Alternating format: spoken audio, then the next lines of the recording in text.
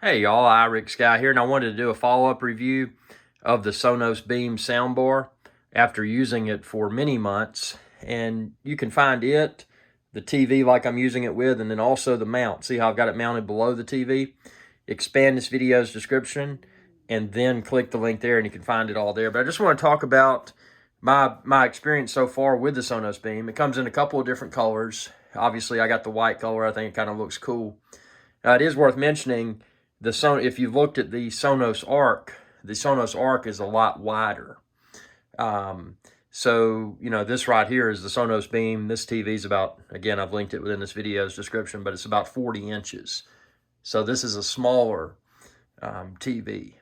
So, if you're adding a soundbar for a very big TV, like a 65-inch or, something like that, just keep in mind that, the Sonos Beam is going to probably look tiny in comparison to the TV. Not that that's a problem, but just something to be aware of. As far as sound quality is concerned, the sound quality of the Sonos Beam has been outstanding. One of my favorite things so far, and I'll try to explain it the best I can, but the best way to explain it is if you're watching an action movie and there's a bunch of loud, like stuff blowing up and that sort of stuff, and then there's people speaking at the same time, you can still discern what the people are saying despite all the action that's going on around them. So, for action movies, this Sonos Beam really takes it to the next level. The audio from this, I mean, it's just very clear. I mean, even if you're just watching like financial news networks or, watching some YouTube videos, whatever you're watching, it's a very easy to discern what people are saying type sound, and it fills the room really well. Again, the Beam does not do, at least with the current firmware, does not do Dolby Atmos like the larger and more expensive Sonos Arc does. So, that's something to be aware of. The ability to pair with a subwoofer, and you can see over here, I've got my Sonos Sub. Pairing this with the subwoofer, I do a lot of indoor exercise. So for my home gym, I'm able to hear what the trainer is saying. I've got the bass. I feel like I'm in a gym. So that's really cool. And then also, obviously, if I'm on my sofa, I've got the TV on an articulating mount. And you can find that mount linked within this video's description too, but I can turn it this way.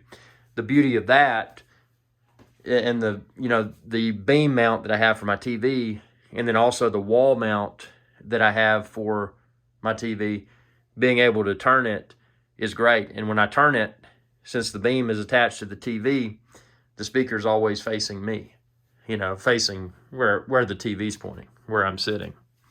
So, this thing is game changing. And, even if, a lot of people falsely assume that if they've got a larger TV that they can't get the Beam. And that's not the case. What matters most is the space. So in my case, I'm in a smaller room. So putting a Sonos Arc in here, although it would sound great as well, may be a little bit too much. So having a smaller soundbar still fills the room really well with sound. And like I did, I added the Sonos Sub. If you had a bigger room, you could even add, you could pair speakers in the rear of your room, behind your sofa or whatever, and create a more realistic sound, surround sound type experience. That's the cool thing about Sonos is that, you can start with just a sound bar, and then, as funds allow or as you're ready to do so, you can expand your system by adding, one subwoofer. Maybe you want to add two subwoofers. Maybe you want to add two subwoofers and rear, speakers in the rear.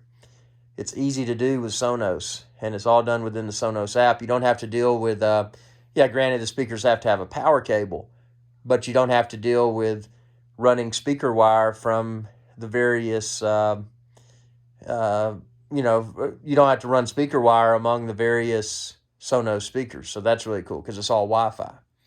So it's been great. And speaking of that, even when I've got a congested network, when I'm doing a lot of video uploads and live streaming and that sort of stuff, the Sonos Beam and the Sub, I've never had any issues with it flaking out or getting garbled because of all the network activity. So it's been a very reliable experience. The Sonos Beam updates itself, the firmware, through the app. One of the other cool things is that, and check out my other videos about the Sonos Beam, but one of the cool things is doing the room tuning. So when you set this up in your environment, you go into the Sonos app, and it's got a tuning functionality.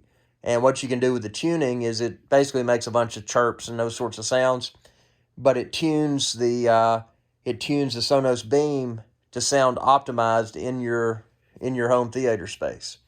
And I will say it really works. I mean, I've never owned a a home theater type system that sounds so professional. I mean, everything is just is on point as far as the way it sounds. Again, from people speaking to the action movies, everything just sounds on point, and it seems to be very well balanced.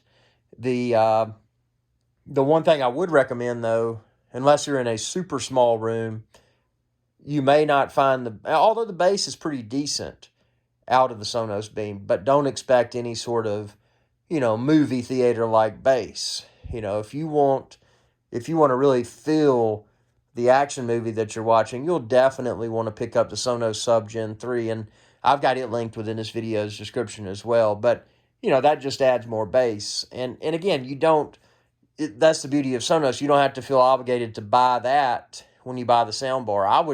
I would suggest, hey, start out with the soundbar. Start out with the Sonos Beam. Do you want the white one or the black one? I mean, it's a matter of what your preference is for your home theater setup. I like the white. I think it looks cool. But you may not. You may want the black one that matches the TV better. Again, personal preference. But I would start with the Sonos Beam, tune it for your space, listen to it, you can adjust the bass and the treble within the Sonos app, play around with that, see what you can achieve with only the Sonos Beam. And it may be that for your use case, maybe you don't watch a lot of action movies.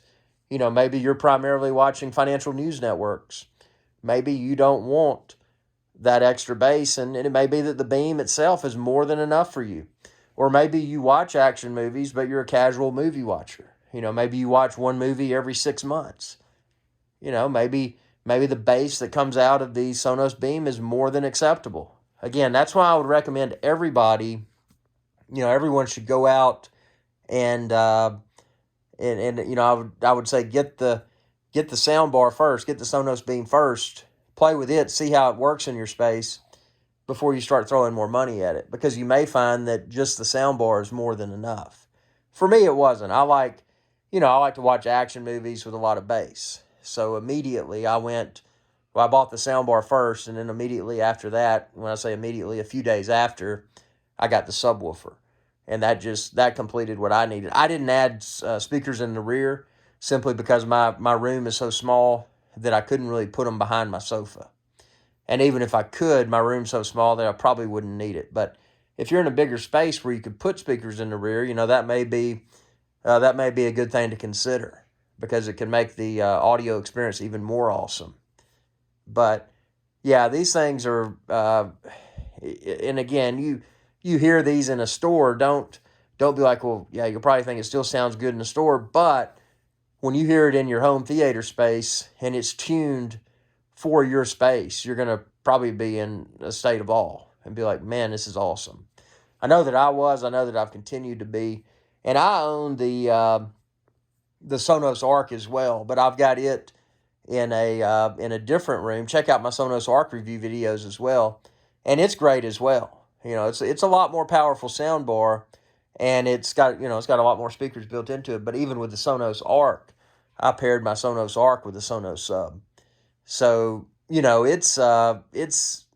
I would definitely buy the Sonos Beam again, and I definitely do not regret going with the Sonos Beam in here instead of the Arc. The Sonos Beam for this space, for my YouTube studio space, is absolutely perfect. I made the best decision. Pairing it with the Sub is perfect. As you saw a second ago, I tucked the Sub out of the way behind my sofa. It's just been a very good, high-end, I haven't had any issues with it. Setup challenge, I did have one minor setup challenge with the ARC. That was my own user error. And you can see, check out my video where I explained how I paired the Sonos Beam with this Vizio TV's ARC port. And again, expand this video's description and click the link there, because you can find the TV like I use, the obviously the Beam, the Sonos Sub, the mount that I use to mount the Beam to the TV, and even the mount that I use to mount the TV to the wall that's articulating, so I can turn it towards my sofa or place it like it is now, where it's facing towards my indoor exercise bike, or if I'm doing my rowing machine, I face it over that way. Just a really slick sounding sound bar. Tell me what you think within the comment section below. If you have any questions, again, feel free to ask, and I'll share my honest opinions. I'm not here to do anything except speak the truth, what I feel is the truth, at least. Thanks for your viewership, and be sure to subscribe and ring that bell icon when you do, and that'll notify you whenever I post another video. Y'all have a good day.